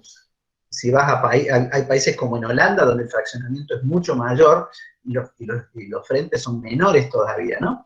Pero bueno, ahora hay que empezar a trabajar sobre ese slot. Y hay otro problema, bueno, la altura máxima, ¿se acuerdan? 12 metros. ¿Se acuerdan que teníamos una ocupación máxima sobre la línea municipal de la planta baja, más un piso, y teníamos este perfil, el gráfico 24 zonas, es decir, que yo en ambos extremos, a 12 metros del eje de la calle, recién ahí me puedo ir a planta baja más 3 pisos, sobre la línea municipal puedo ir a la planta baja más un piso con 8 metros de altura, o sea que nos da la posibilidad de tener una altura generosa sobre la fachada. Bueno, Jorge, sí, ¿puedo hacer una pregunta? Perdón la interrupción. Lo de los 8, porque, no sé, yo tengo un modo de interpretar la normativa, y vi que muchos chicos por ahí no la interpretaban igual, en distintos talleres, o en un mismo taller. Los 8 metros, esos son obligatorios si yo voy a hacer 3 pisos. No podés hacer 3 pisos. Podés hacer planta baja más un piso. ¿A dónde? En el frente. No, pero en total puedo hacer 3 pisos. En total a 12 metros del eje de la calle puede hacer planta baja más 3 pisos. Si yo voy a hacer por lo menos 2 pisos, en el frente tengo los 8 metros. ¿Son obligatorios o puedo ser más bajo? No son obligatorios. En Córdoba se reglamentan los máximos en general, pero no los mínimos. Claro, ese es un error, claro, ese es el error. Pero bueno, es un tema de la normativa de Córdoba. Eso es lo que quería saber. Alguna vez la discutimos porque se reglamentaban los máximos y no los mínimos. Lo que pasa es que si vos reglamentás los mínimos, bueno, estás influyendo en los costos, decididamente en el costo de la construcción. Se confía en que, por lo general, el inversor tiende a saturar la norma, o sea, que sea el 100%, construir el 100% de la norma. Entonces, lo que se reglamenta es un perfil deseado, saturando el 100% de la norma. Pero si vos querés hacer menos, bueno, podés producir una alteración, de hecho, podés retirarte, podrías hacer un chalet a 2 aguas, ahí si tenés ganas, si estás metido dentro de ese perfil. Claro, bueno, eso es lo criticable, pero que, bueno, a un alumno de segundo año no le interesa en este momento criticar. Yo creo que tenemos que partir de la idea de saturar la norma, me parece a mí, para que podamos tener una mayor uniformidad de criterio. No sé qué piensas, pero bueno, si hago 2 pisos estaré en los 8 metros, si hago 3 pisos estaré en los 12 metros, pero con ese perfil, digamos. No es obligatorio. Ese perfil no es obligatorio, no lo podés superar. Pero dentro de ese perfil podés vos trabajar como quieres. Sí, decime, querido. Si yo quisiera, por ejemplo, hacer 3 niveles dentro de los 8 metros, ¿lo puedo realizar? No. En ese caso, no. Para los... No, podría ser, en 8 metros podrías hacer 3 niveles. Sí, de 2,50 cada uno. Sí, pero... No, pero pará, déjame terminar. Pero no te lo permite la normativa. La normativa dice explícitamente, ahí lo ves, 8 metros, planta baja más un piso, nada más. Te lo dice, fíjate, está escrito. Lo ves ahí en el perfil, aquí adelante dice, podés irte hasta 8 metros, pero haciendo solamente una planta baja más un piso. Lo que pasa es que acá, a ver, si uno lo razona, te está estimulando a que hagas una planta baja, quizás generosa, de doble altura, un espacio vacío. Claro. Por eso es interesante para hacer un estudio, un local comercial, o hacer un acceso de alguna jerarquía y demás. Si bien después tiene esta contradicción, ¿no? de estos 2,70 que vos podés volar para recuperar la línea municipal, pero bueno, son cosas que yo digo que la normativa tiene esas cosas. Ahí entran ustedes como diseñadores a entenderlo y manipular esto, pero esto no es un guante, que yo tengo que calzar eso como si fuera el molde de una torta y llenarlo de... Ustedes pueden operar sobre estas variables que pide la normativa, ¿no es cierto? con un criterio que tiene que ver, por eso yo decía, con las lecturas urbanas. Hay que ver dónde están, cuáles son las orientaciones para no poner alturas donde no corresponden, qué tengo en las medianeras en relación a los vecinos, qué pasa con el frente, con lo que tengo de un lado y del otro. O sea, ahí uno hace una interpretación. Y dentro, eso es como si fuera un juego de cartas, ¿no? Es como si estuviéramos jugando al truco, ¿no es cierto? Hay reglas de juego, pero vos dentro de las reglas de juego utilizás tu creatividad, ¿no es cierto? No hay que mentir, eso sí, que en el truco sí se puede, pero se puede utilizar la creatividad y ahí es una respuesta creativa en relación al sitio, que es lo que hacemos siempre cuando nos enfrentamos a un problema. Profe, Diga. En ese caso yo estaba escuchando relación a la profe Nora, que decía que, no sé si los 8 metros que piden ahí, o sea, por normativa están, pero si yo lo hago más bajo, como que no iría con el lenguaje de la zona, digamos, entonces, pero si yo me quisiera retirar, podría crear como una fachada, digamos, no tan costosa, pero de 8 metros, como para no salir del lenguaje del barrio, pero retirarme para atrás. Es posible, porque en ese caso estaría dentro de la normativa. Ahora, ahí entrarían otras variables, ¿no es cierto? Que, bueno, quizás no las tenemos dentro de lo académico, como ser las económicas, ¿no es cierto? Inclusive te digo variables culturales, es decir, ¿qué implica hacer un filtro solamente una construcción casi como una máscara? O sea, no te estoy criticando, de alguna manera, ¿se acuerdan la casa Curuchet de Le Corbusier en La Plata, que le hemos mostrado mucho? ¿Te acordás? Sí, sí me acuerdo. ¿Te acordás que la casa Curuchet retoma la altura de las casas vecinas a través de un parasol, una pérgola y demás? O sea, digo, ahí está de nuevo la creatividad para poder hacer coincidir, digamos, la voluntad de forma, o sea, lo que quiere ser formalmente el entorno con lo que podés hacer desde el punto de vista normativo, y después por otro lado también, por supuesto que acá no aparece como variable desde el punto de vista económico, ¿no es cierto? Nosotros siempre nos manejamos, cuando enfrentamos estos temas, tenemos que tratar de hacer entrar en diálogo la economía, la normativa, la voluntad del usuario o del inversor, y después ahí están las relaciones que vos lográs con el entorno para lograr una mejor calidad de tu arquitectura, tanto en su habitabilidad como en las relaciones urbanas, ¿no es cierto?, de diálogo. Bueno, de eso se trata un poco todo lo que vamos a hacer, lo que van a hacer en la facultad y donde nos vamos a encontrar. No, yo creo que tiene que estar jubilado cuando ustedes lleguen a tesis, pero al Agus seguro lo van a encontrar en tesis de nuevo, ¿no? O sea, de eso se trata, cómo poner en juego esa multiplicidad de variables. Profe, le hago una consulta. Decime. Ahí está marcándolo el tema de los metros de edificación. Una de las consultas está, si usted quiere poner un filtro que desde el piso hasta 12 metros, ¿lo puedes poner al principio de la construcción? ¿O eso no tiene nada que ver con el tema de edificación? No, en realidad la edificación habla de metros cuadrados cubiertos. No son metros cuadrados cubiertos si es una pared, si es un alambrado, eso no se considera como metros cuadrados cubiertos. Lo cubierto es lo que tiene techo. Cuando hablamos de metros cuadrados cubiertos, ustedes imagínense todo lo que da sombra en el suelo. Porque también son... Sí, perdón, decime. Sí, lo que quería decir en realidad era un filtro, porque usted dice de que en la parte delantera hasta los 8 metros. Si yo pongo un filtro que arranque, pero que sea hasta los 12 metros de inicio, claro, desde ahí, en esa misma línea. No, no se puede. ¿Se puede? No se puede, ¿no? No. Okay. No. Este perfil no lo podés superar. Mira la flechita, mira lo que dice acá arriba. No superable. Tum. Ni siquiera en este caso con tanques de agua, ¿eh? Hay algunos sectores de la ciudad donde sí es superable con tanques de agua y demás. Acá no. Tenés planta baja más 3 pisos, no superable. Perfecto. Jorge, muchas gracias, profe. ¿El perfil es el mismo en la calle Bolívar? Sí. Sí, es el mismo. Perfecto. Entonces es igual en una y otra calle. Gracias. A ver, veamos lo que dicen ahorita. Uy, ahí está. Ese perfil es igual.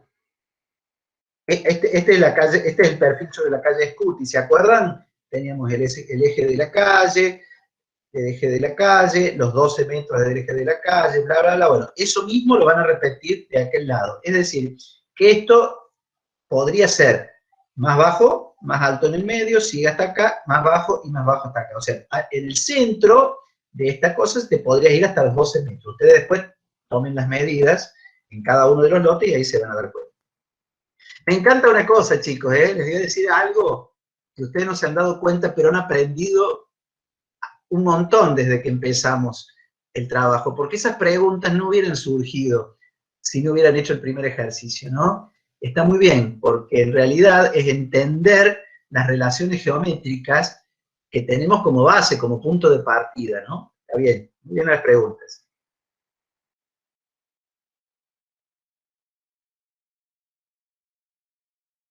Bueno. Otra pregunta para, sí, diga, para que se la aclare a los chicos. En el 30% de terreno que hay que dejar sin construir, ahí en eso vamos a considerar los espacios comunes y también los propios, ¿o es? A ver, yo te voy a decir, eso no lo dice la normativa. Eso no lo dice la normativa. La normativa te dice que vos como mínimo, eso no significa que es obligatorio. Mínimo, vos tenés que dejar el 30% libre. Si dejás más, mejor. ¿Qué significa dejar el 30% libre? ¿Qué significa cuando hablamos de FOS? El factor de ocupación del suelo es si vos vieras en una proyección superior todo lo que da sombra, por decirlo de una, porque también en el FOS está incluido las galerías, cocheras, todo lo que dé sombra, digamos, todo lo que tenga techo, la proyección en horizontal, incluyendo balcones, si tenés balcones en vuelo en un segundo piso, digamos, todo lo que si vos proyectas verticalmente sobre el lote, todo, bueno, esa proyección vertical, lo que uno ve en planimetría, deja lo abierto y lo cerrado, bueno, vos tenés que dejar por lo menos el 30% del lote sin construir. Todo el resto vos podés hacer lo que quieras ahí adentro. ¿Me entienden cómo es la observación? Sí, mi pregunta era, ¿el 30% que dejamos libre es aplicable a todo el conjunto o lo aplicamos, no sé si es lo mismo, casa por casa? No sé. El 30% es la normativa general para todo el lote. Para todo el lote. Después vos podés tener una casa con mayor superficie. Puedo agregar más patios. Podés cambiar eso, siempre y cuando que en la sumatoria general te dé el 30% libre, o más, mínimo, o sea, no significa que tenga que ser el 30% libre, mínimo. Porque si ustedes se van a dar cuenta que como te permite planta baja y 3 pisos de alto, si vos dividieras todo en 4 pisos, te da mucho más posibilidades de espacio libre, ¿no? Pero eso, bueno, eso ya lo descubrirá cada uno cuando se ponga a hacer los números. Hay posibilidad de dejar mayor cantidad de espacio libre y estar dentro de la normativa y saturando la norma de los 1.300 y pico metros construibles deseables. A ver, ustedes me van a preguntar, ¿hay que construir 1.300 y pico metros? Yo les voy a decir una cosa que sucede. ¿Por qué un inversor quiere sacarle la mayor cantidad de superficie a un lote? Porque el problema no es del inversor ni tampoco del arquitecto. El problema es del que le pone el valor de la tierra. Porque el valor de la tierra, lo que cuesta un lote, está en relación a las expectativas de constructibilidad que tiene ese lote. Por supuesto que hay otras variables como la ubicación, la provisión de servicios y qué sé yo.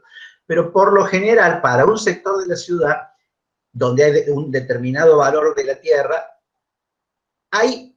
se le da al lote, ¿vieron este perfil? Esto que estamos viendo acá, más el 70%, más esto, más la edificabilidad total, bueno, así con una calculadora salgo tantos metros, puedo hacer tantos metros cuadrados de vivienda, ponele.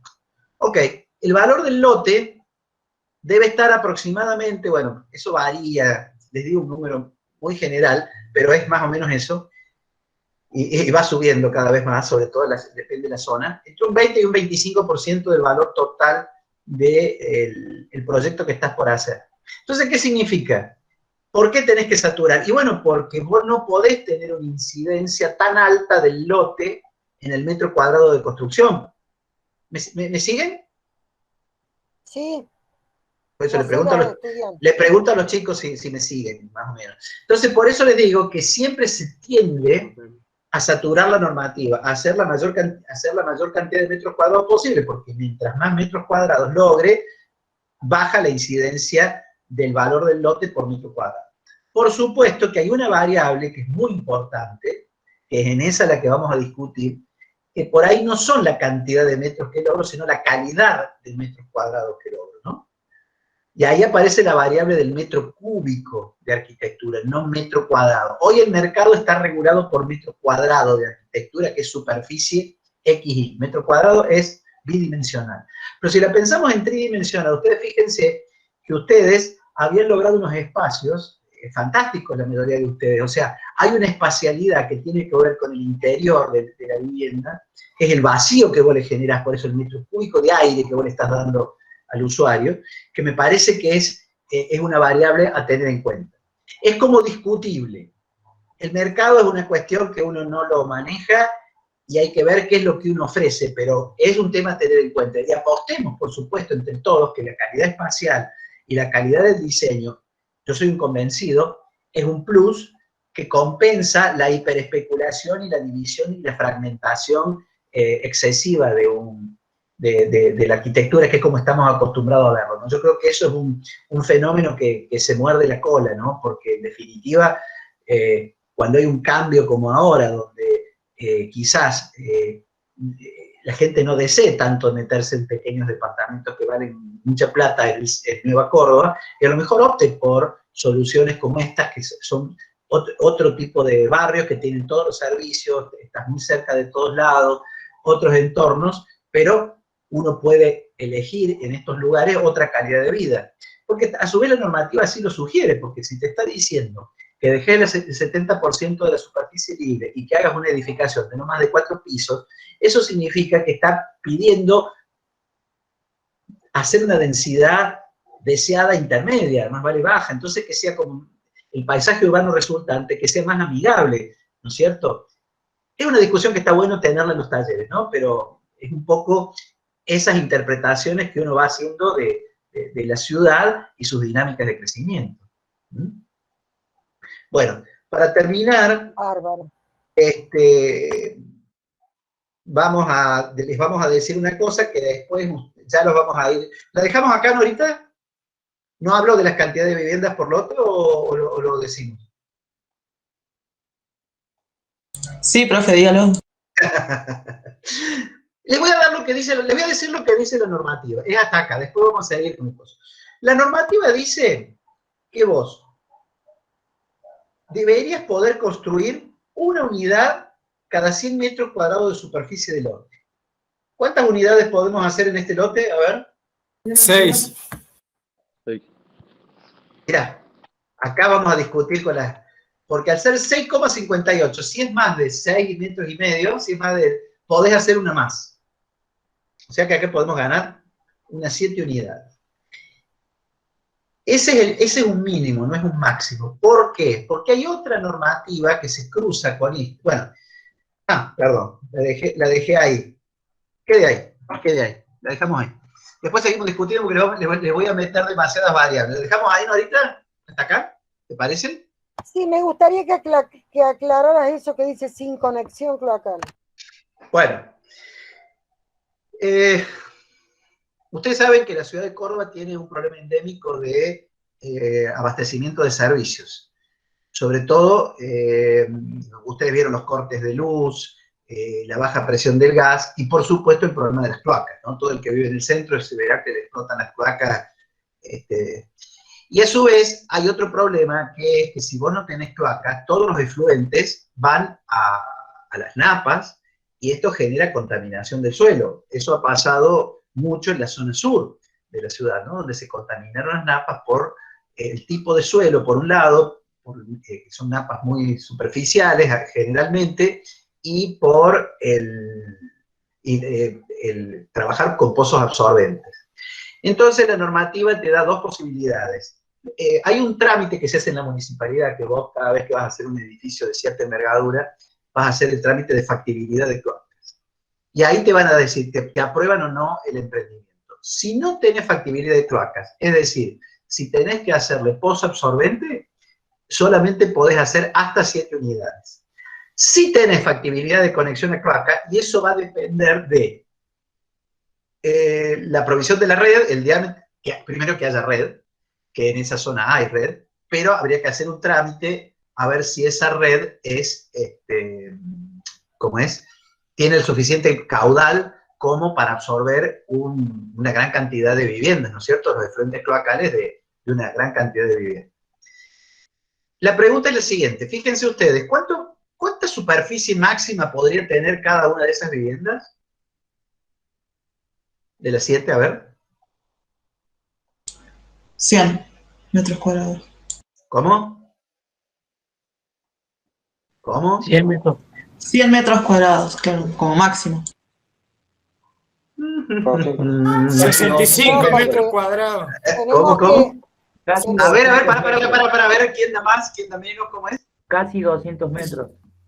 ¿Qué número hiciste? 171. Dividí 1300 y... No. Muy bien, acá. Dividí 7 unidades. Muy bien. Perfecto. Vos podés hacer, tenés una edificabilidad de 1300 metros, ponele aproximadamente, que es la superficie del lote por 2, y a eso lo dividís en 7. ¿Entendieron todos, chicos? Si alguien no entendió, por favor pregunte. Miren, acá no hay preguntas tontas, al contrario.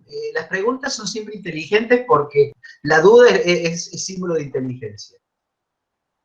¿No es cierto? Es decir, dijimos que tenía un factor de ocupación 2, ¿no es cierto? 658 por 2, es decir, la superficie del lote por 2, que si vos podés construir hasta, ponerle 1300 metros cuadrados, un poquito más.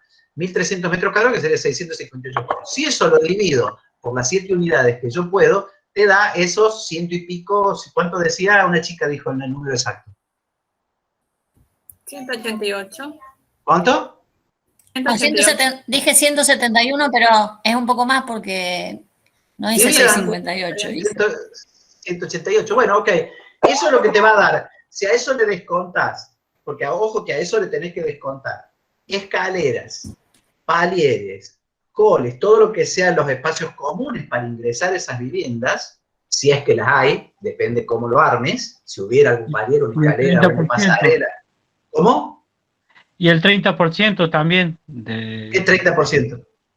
Que no va construido. No, pero error.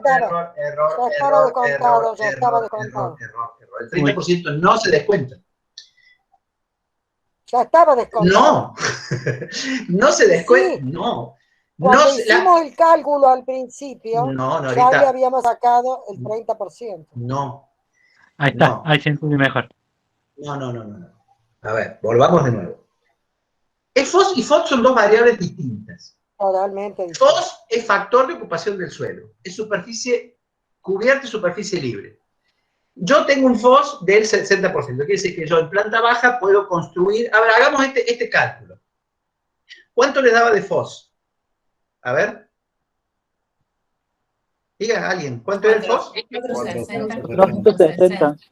Perfecto. Perfecto. Ese 460. Ahora, ¿la edificabilidad cuánto es?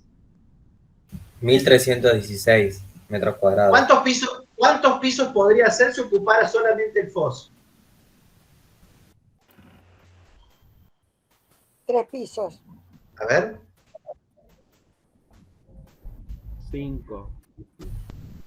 4 pisos. 5 porque... ¿Cuánto te da si saturas la norma con el FOS? ¿Cuánto? 3 más planta baja. 4 pisos. Dividan 1300 dividido 400. 460. Son 3 pisos. ¿Me entiendes lo que estamos haciendo? ¿Sí? Hola. Sí. Claro. Entonces yo puedo hacer 3 pisos saturando y dejando el 30% libre. Ahora, si yo hago más pisos, voy a dejar más espacio libre. Porque no puedo hacer más metros. Si yo hago más pisos, me voy a ir a altura, pero voy a dejar porque en la totalidad no puedo construir más que 1300 metros. ¿Les queda claro? Por eso ahora no se descuenta el FOS. Son dos variables distintas. Ya sé, yo lo que quería decir que en el terreno ya había sido dejado libre. cuando sacamos la superficie ocupable. De todos modos, recordemos que la altura máxima es 12 metros, o sea que podríamos hacer un piso más y liberar más fósforo. Exactamente, exactamente. Eso es lo que tiene de interesante esta normativa, que es holgada. O sea que te da la posibilidad de hacer un proyecto más esponjado, con más terrazas, con más patios y demás. Vuelvo a insistir que el problema más grave que van a tener acá, grave no, el interesante desafío, son los patios, son los vacíos. ¿Cómo lograr dar calidad de vida, ventilar, iluminar estos lugares cuando todos van dando sobre medianeras, ¿no? Es muy interesante en las maquetas físicas hacer y empezar a probar con cubitos equivalentes a los metros y demás y pensar, a ver, ¿qué pasa si tengo que hacer 7 unidades que en definitiva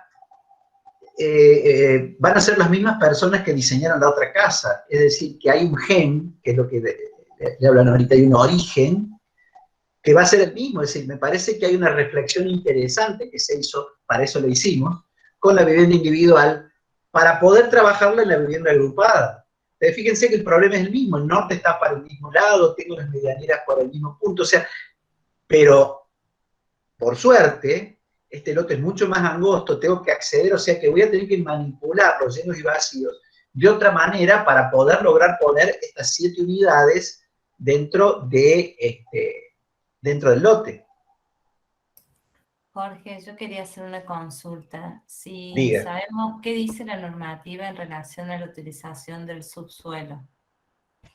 100%.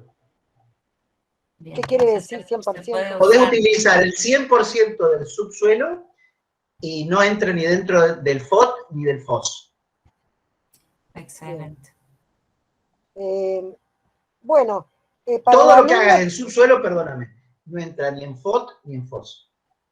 Pero ahí tenés un problemilla, ¿no? Estás muy cerca de la cañada. Un problema técnico, digamos. Hay un problema técnico. Hay un problema de mallines y de agua que pueden aparecer. O sea, hace falta se pueden hacer en el fundación profunda. Sí se puede, todo se puede. Todo se puede técnicamente, todo se puede hacer, hay que hacerlo bien nada más.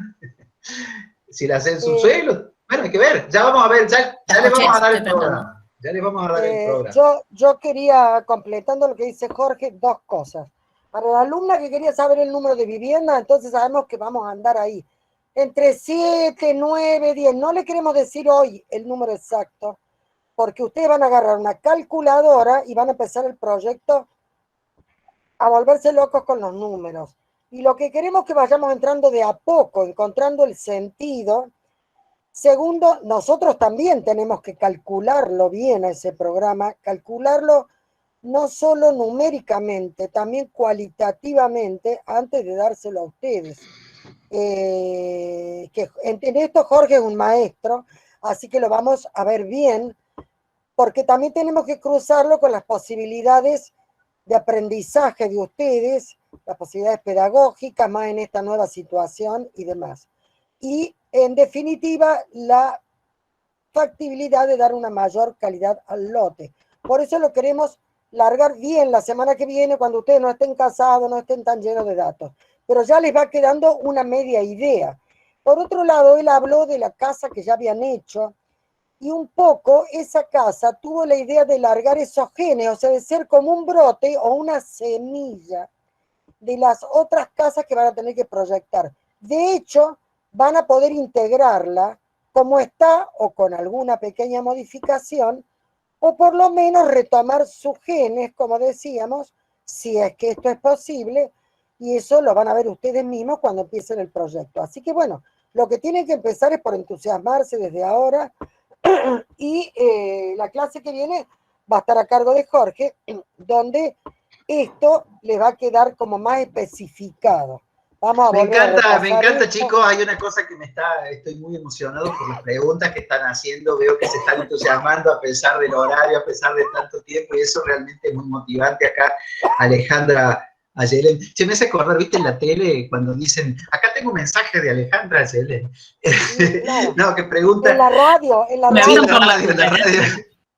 Sí, la cucaracha, acá por la cucaracha me están diciendo. Alejandra Yelen. No, ahora es con un celular en la mano también. Claro, sí, o con una tablet. ¿Quiénes serán los usuarios? A ver, Alejandra Yelen, quiero verte la cara. ¿Dónde estás? Hola, Alejandra Yelen. Ay, profe, prendo la cámara, pero se ve todo oscuro. Ahí la No, no importa, no importa. No, porque me gusta cuando hablo verle la cara. Pero más allá de eso, Alejandra, ¿cómo te gusta que te digan más, Alejandra o Yelen? La profe me dice Yelen y me gusta, sí. Ah, ¿te gustó? Bien. ¿Quiénes serán los usuarios? Pregunta Alejandra, me encanta. A ver, Alejandra, vos fíjate que es una hermosa pregunta porque estás pensando en el usuario, no en la persona. Y yo creo que, decime vos, si vos que investigaste el barrio, que estudiaste y demás, ¿qué te parece que podría ser el usuario? ¿Qué intuición tenés en ese barrio y en esa cuadra? ¿Qué me podrías decir? Y no sé, es como un barrio muy turístico, también es comercial, puede ser estudiantes, familias. Pero fíjate qué interesante, acá Marcos dice, bueno, no es un barrio cualquiera, ¿no? No es un barrio para hacer, me parece que no es para hacer la pajarerita típica, qué sé yo, hay que hacer como una arquitectura de calidad, que tenga, me parece que lo que ustedes hicieron en la primera etapa es muy pertinente para el barrio, ¿no? Esta idea de una casa más flexible, una casa para artistas, para parejas jóvenes, me parece que tiene que ver un poco con eso. Habría que hacer como una lectura, cada uno de ustedes, de esos personajes que podrían vivir. A ver, ese es otro tema que es interesante. En la vivienda, digamos, agrupada, como la que vamos a hacer, por lo general, es muy difícil que vos tengas un usuario determinado. En una vivienda individual, por lo general, lo tenés. Viene alguien y te encarga una vivienda, a menos que hagas viviendas para vender. Acá tenés como un usuario indeterminado. Es muy interesante para ustedes tener ese olfato de quiénes son los que pueden llegar a vivirlo. Por supuesto que uno hace investigaciones muy profundas, ¿no? Porque cuando tenés que invertir tanta plata como se invierte en la construcción, vas viendo, bueno, qué es lo que se vende, vas a la inmobiliaria, pero muchas veces no siempre lo que dicen los agentes inmobiliarios es, muchas veces la perspectiva y la visión que tiene el arquitecto y lo que intuye, porque el arquitecto estudia otras cosas, lo que se está haciendo en el mundo, tiene una visión como adelantada, debe tenerlo, de los hechos. Para eso nos llaman, por lo general, los arquitectos, para ver, che, ¿qué pasa? Entonces vos decís, mirá, en Buenos Aires, en Estados Unidos, en Uruguay, qué sé yo, están apareciendo esta tipología, o sea, y pareciera que lo que ustedes han hecho es como una tendencia que es interesante para barrios pericentrales de esta naturaleza. No, ahorita lo dijo, ¿no? Son estas situaciones que tienen lo mejor de vivir en el centro de la ciudad, pero con condiciones que tiene la vivienda individual, ¿no? La posibilidad quizás de acceder a un patio, de acceder, ustedes lo hicieron en el otro ejercicio, miren qué hermosos, casas con patios, hasta podrían tener una huerta, bueno, hay muchas cosas que se puede pensar. Mirá qué lindas las cosas que dice Marco, la arquitectura predice el futuro. Muy buena, muy bien, muy bien. Acá dice, hay otra pregunta que dice, artesanos, puso Lautaro, familia de 3 o 4 personas, un barrio de clase trabajadora, dice Guadalupe. Jorge, sí, perdón. Los equipamientos urbanos que rodean el lugar y algunas actividades nos hacen deducir también, ¿no? O sea, la presencia del Paseo de las Artes, la presencia de tribunales, 2 por la zona, y otros equipamientos más, nos hacen deducir un poco. Fíjense que, no sé, por lo menos nosotros, en mi caso personal, la poca experiencia que hemos tenido en la zona de Barrio Güemes nos está hablando de, si no artistas, músicos, etcétera, artistas plásticos, músicos, etcétera, mucha gente que son de edad intermedia que tienen la necesidad de abrir un estudio, una casa con estudio. Y entonces ahí estamos hablando de abogados, médicos muy jóvenes, algunos consultorios privados, psicólogos, etcétera. O sea, siempre estamos hablando de alguien que asocia su trabajo a su vida, que no lo realiza en forma separada, en grandes instituciones, como puede ser la universidad, o grandes empresas que están un poco más en la periferia de las ciudades. Bueno, y ahora entonces, potenciado por el uso de los... No sí, digo que potenciado por la nueva normalidad, el trabajo en la vivienda, cada vez el home office es una realidad, no solamente el home office, el home learning, el home work, todos los home que se te ocurran están en... Pero los abogados, los escribanos, jóvenes médicos que abren su primer consultorio, pero fíjate, además de los artistas, ¿no? Fíjate, Nora, que es muy curioso, chicos, esto va para ustedes, pongan una música de tango, ¿no? Grandes valores del tango.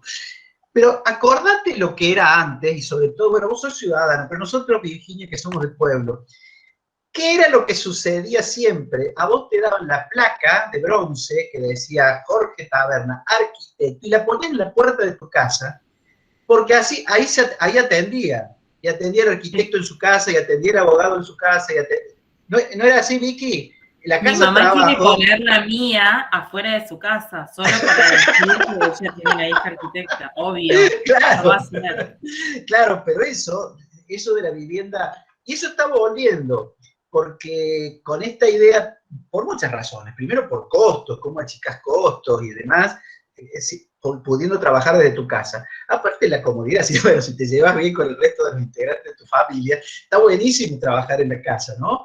Porque la verdad, inclusive hasta es sustentable para la ciudad, porque no te moves tanto, no estás consumiendo viajes, ni transporte, nada, ni auto. O sea, digo, piénsenlo en ese sentido. Perdóname, Vicky, vos habías levantado la mano, quería decir algo. Sí, yo quería ampliar un poquito, pero lo estaban conversando con Nora, ¿no? Creo que además de lo que va dando un poco el sector, el barrio, el hecho de estar viviendo en una zona pericentral, que nos puede ir tirando un poco una idea de qué usuarios podrían aspirar a vivir acá, yo creo que también nosotros como proyectistas podemos de alguna manera orientar ciertas posibilidades. Totalmente. Para que algunas familias o algunas personas elijan vivir en este lugar, teniendo en cuenta de lo rico que es tener estas comunidades como mixtas, ¿no? No tener por ahí una misma tipología, si se puede decir, de usuarios, sino por ahí apuntar